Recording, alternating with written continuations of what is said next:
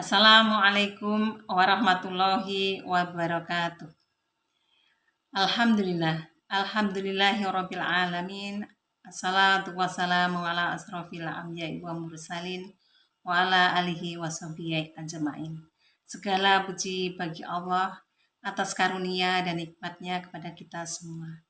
Ibu-ibu Dharmawatita Persatuan Kantor Kementerian Agama Kabupaten Ponorogo, serta pemirsa yang selalu dirahmati oleh Allah Subhanahu wa Ta'ala. Perlu kita ketahui bersama bahwa persamaan gender yang banyak ditemukan oleh kaum Barat ternyata telah merasuk ke tubuh kaum muslimah pada era saat ini. Mereka telah tertipu dengan pemikiran kaum Barat, bahkan tidak sedikit yang mengikor pemikiran tersebut.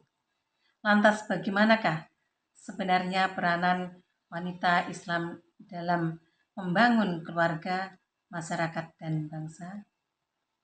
Mari kita ulas bersama. Para pemirsa yang dirahmati oleh Allah, peranan wanita dalam keluarga yang pertama adalah wanita sebagai seorang istri. Ketika seorang laki-laki mengalami kesulitan, maka sang istrilah yang bisa membantunya. Ketika seorang laki-laki mengalami kegundahan, sang istrilah yang dapat menenangkan.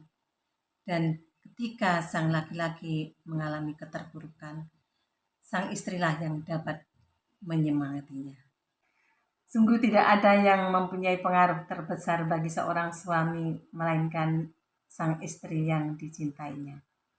Hal ini dicontohkan oleh Sayyidah Khadijah radhiyallahu anha dalam mendampingi Rasulullah di masa awal kenabiannya.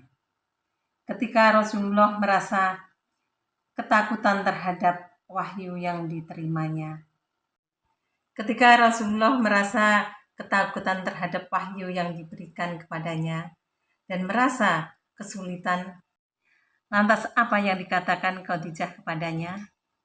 Demi Allah, Allah tidak akan menghinakanmu selama-lamanya, karena sungguh engkau suka menyambung silaturahmi, menanggung kebutuhan orang yang lemah, menutup kebutuhan orang yang tidak punya, menjamu dan memuliakan tamu, dan engkau menolong setiap upaya menegakkan kebenaran. Hadis riwayat muttafaqun alaih. Adapun peranan wanita dalam keluarga yang kedua, yakni wanita sebagai seorang ibu.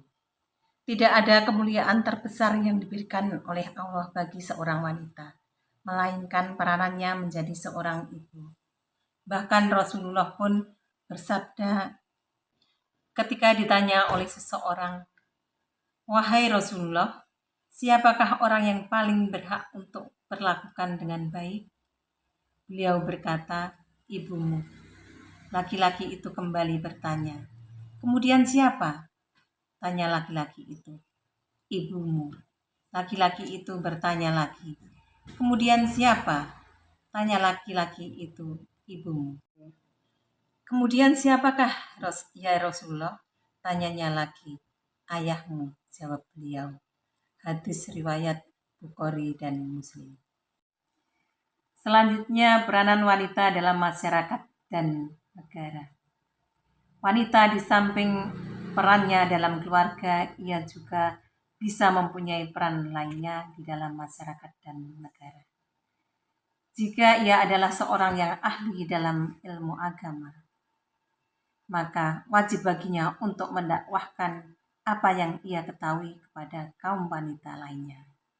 Begitu pula jika ia merupakan seorang yang ahli dalam bidang tertentu, maka ia bisa mempunyai andil dalam urusan tersebut, namun dengan batasan-batasan yang telah disyariatkan, dan tentunya setelah kewajibannya sebagai ibu rumah tangga telah terpenuhi.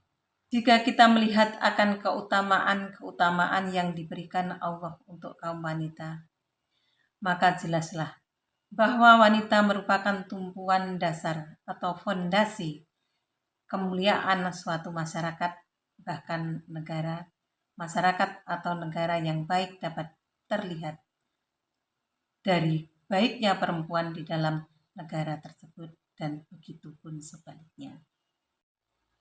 Persamaan gender yang didengungkan oleh kaum barat tidak lain adalah untuk menghancurkan fondasi keislaman seorang muslimah, sehingga ia meninggalkan kewajibannya sebagai seorang wanita.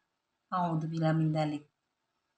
Ingatlah, pemimpin-pemimpin yang adil dan generasi-generasi yang baik akan muncul seiring dengan baiknya kaum wanita pada waktu tersebut. Ingatlah, pemimpin-pemimpin yang adil dan generasi-generasi yang baik akan muncul seiring dengan baiknya kaum wanita pada waktu tersebut. Demikian yang dapat saya sampaikan. Mohon maaf atas segala kekurangan. Semoga dapat bermanfaat untuk kita semua. Wabillahi taufiq wal hidayah. Wassalamualaikum warahmatullahi wabarakatuh.